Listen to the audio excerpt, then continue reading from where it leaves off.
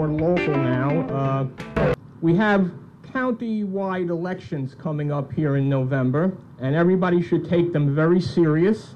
Everybody's going, oh, this is an off year. No, this is important because certain Democrats are going to be pushing for these offices, and if they get in, I'll bet you all money you'll get your taxes raised.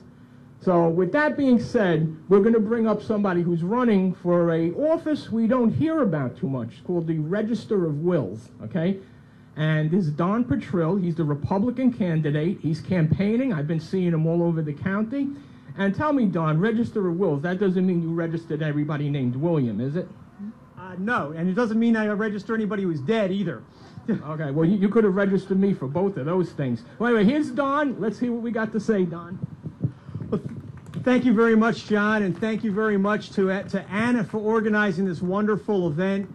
And what a crowd that we have here today. I mean, look at this sky. But what I see ahead of me is I see nothing but sunny skies for the conservative movement in Bucks County, in Pennsylvania, and across the country. What do you say about that?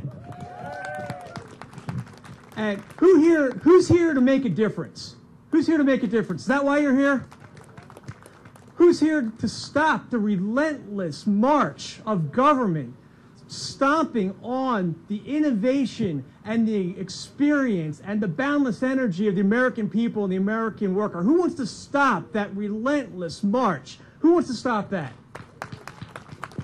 Who wants to make sure that by the end of 2012, we have a different occupant in the White House? Do you want to know how to do that? Do you want to have any ideas how to do that? How do you do that? Vote them out. When do you want to vote them out? Now. That's right, now. Because you may not know this, but there is an election coming up in November, and it is a local election, and it affects the pocketbooks of every single person here. Your friends, your neighbors are running for school boards. We have some school board candidates out here. I saw Chris Cridge circulating. We have supervisors candidates and borough council candidates and town council candidates. We have county candidates. Every single one of those levels of government, people, is a taxing authority. Every single one of those levels of government is accessible to you, much more so than your state government and your federal government, because they're your friends and they're your neighbors. And that's why we need you to be involved. Elections build upon each other, don't they? We saw in 2009 in Virginia and New York when we elected Republican governors in that state. What did that do to the United States Congress? We put back the House, right?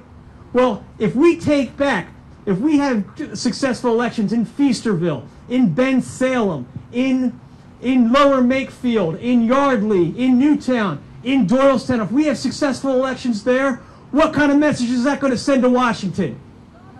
Are we going to have a better United States Senate? Are we going to have a Pennsylvania Republican United States Senator there to make sure that when the House passes a bill, it at least gets debated and heard?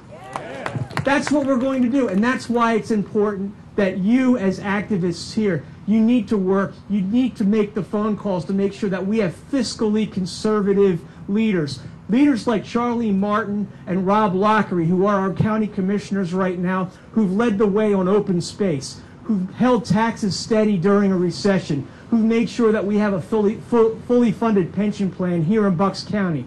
That's a fiscally sound conservative record to be proud of. We need leaders, and I see him in the back here, like the dean of our county row officers, Mr. Bill Snyder, who has been our county treasurer since 1980. Bill Snyder, even though our county budget has increased by about 10 times, he has not hired a single employee, extra employee or head count. Why? Because he knows how to run an office efficiently. He is a true leader, and I'm glad that he's one of my mentors on the campaign trail, and I'm very proud to be campaigning with him. So what I'm going to ask you to do, and what you can do today, you see all these young people, there's people like Brandon Posner who are walking around in white shirts and some blue shirts with clipboards and literature. Go up to one of them. Give them your name. Say, yeah, I'm willing to make a phone call. I'm willing to volunteer. I'm willing to go on Facebook. I'm willing to go and blog a little bit. I'm willing to spread that message.